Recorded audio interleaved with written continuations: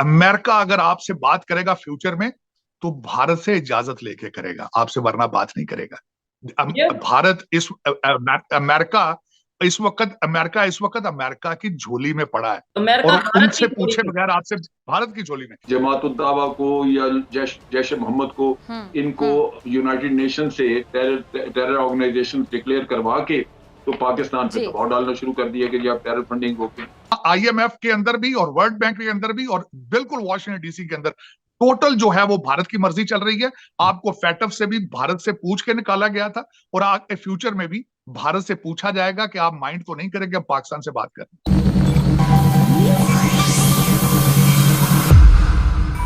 जय हिंद दोस्तों, हिंदुस्तान टाइम में आपका स्वागत है। दोस्तों वीडियो बहुत ही शानदार होने वाली है, वीडियो को पूरा जरूर देखिएगा। दोस्तों जिस तरह से पाकिस्तान और अमेरिका के रिश्ते कमजोर हो रहे हैं और वहीं पे भारत और अमेरिका के रिश्ते बहुत ही मजबूत हो रहे हैं, तो पाकिस्तान को ये डर सता रहा है कि भारत कहीं हमारे रिश्तों को पूरी तरह से तोड़वा ही न दे। तो दोस्तों पाकिस्तानी एनालिस्ट ये भी बोल रहे हैं कि अब अमेरिका जो भी काम करेगा, जो भी पाकिस्तान से बात करेगा, कोई डील भी करेगा, तो अब भारत से पूछ के करेगा कि कहीं भारत माइंड न करे। दोस्तों यही बात पाकिस्तानी मीडिया में खूब चर्चे में चल रही है और इस समय पूरे पाकिस्तान में भारत के प्रधानमंत्री नरेंद्र मोदी और भारत के foreign minister doctor S Jaishankar काफी चर्चा में बने हुए हैं। चलो दोस्तों वीडियो को देखते हैं, बहुत ही शानदार डिबेट होने वाली है। तो अगर पूछा जाए कि इस साल तकरीबन 3 बिलियन रेमिटेंस कम हुआ है ओवरऑल। क्या कहना चाहेंगे इसके ऊपर कि क्या इमरान खान जब से गए हैं तो बाहर के जो कंट्रीज में पाकिस्तानी रहते हैं उनका ट्रस्ट खत्म हो गया, मोहब्बत कम हो गई पाकिस्तान से? मुझे इस बात की समझ नहीं आई, 3 बिलियन रेमिटेंस कम हुआ है।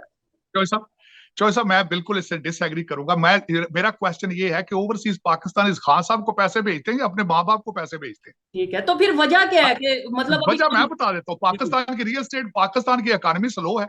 पाकिस्तान में रियल एस्टेट, मेरी बहुत ज्यादा इन्वेस्टमेंट है पाकिस्तान की रियल एस्टेट में, मेरे पैसे वहां फंसे पड़े हैं। मुझे एक और बात बताएं, पाकिस्तानी पैसे क्यों नहीं भेज रहे?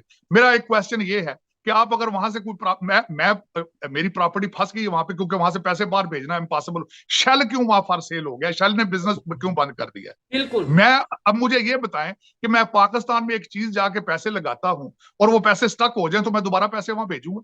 बिल्कुल नहीं सोचेंगे आप। इस वक्त आप पाकिस्तान से पैसे नहीं ले सकते। दूसरी उसकी बात यह है कि पूरी दुनिया में कोविड के बाद इकोनॉमी स्लगिश हो गई है। इस वक्त जो आप सबसे बड़ी बात है, आप एग्रीकल्चर कंट्री हैं लेकिन आप गंदम इंपोर्ट करते थे क्योंकि आपने सारी प्लाटिंग शुरू कर दी थी। लोग प्लाटों से पैसे बना रहे थे, ये प्लाट इकोनॉमी थी।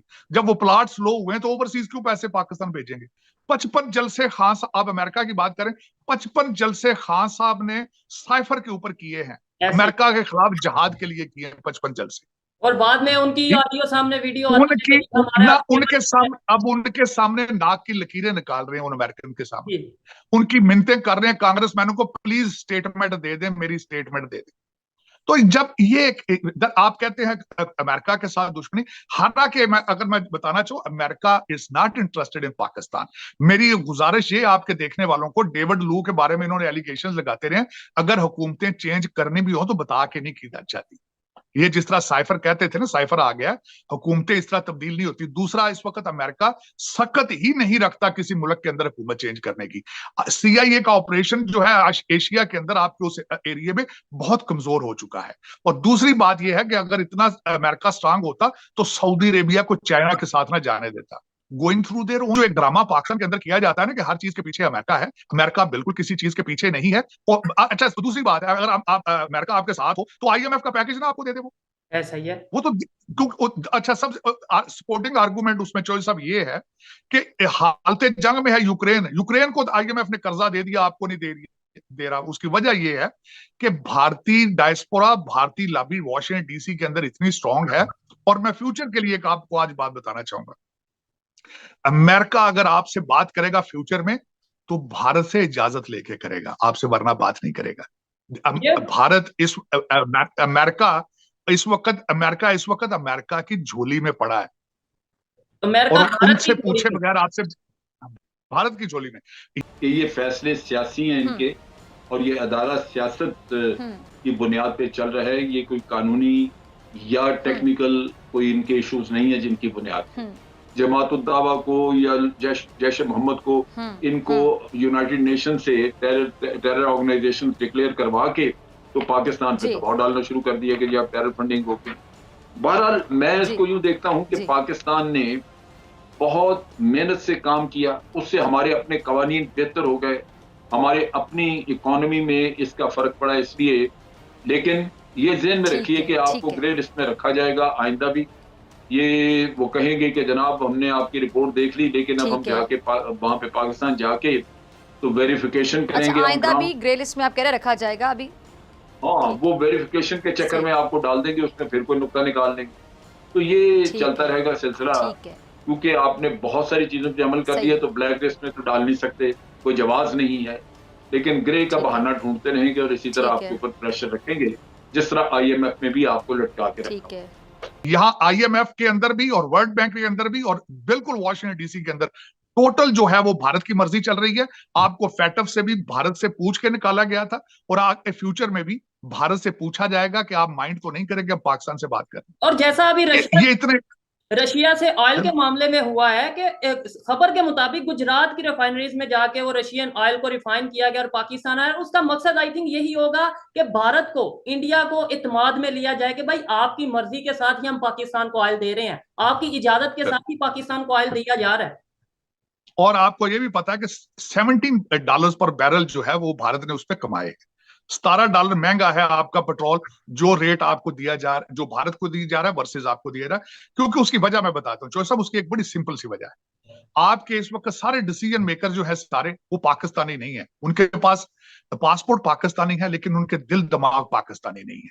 वो सारे लंदन बेस है, टोरंटो बेस है, दुबई बेस है। आपका अलमिया यही है, जब तक आप अपने पाकिस्तानी लीडर नहीं ढूंढेंगे, जिनका जीना मरना और बच्चे पाकिस्तान में हो, जिनके बैंक अकाउंट पाकिस्तान में हो, जब तक आप वो नहीं ढूंढेंगे पाकिस्तान नहीं बच पाएगा। मेरी छोटी सी मिसाल देता हूं। लेकिन एक बात यह है कि एक जो कल्ट तैयार किया गया है, जो 2000 के बाद के बच्चे हैं जो सॉफ्ट माइंडेड थे, मैं तो अक्सर यहां तक की भी कहता हूं कि ये अमीर और करप्ट अफसरों के बच्चे हैं, बिगड़े हुए बच्चे हैं।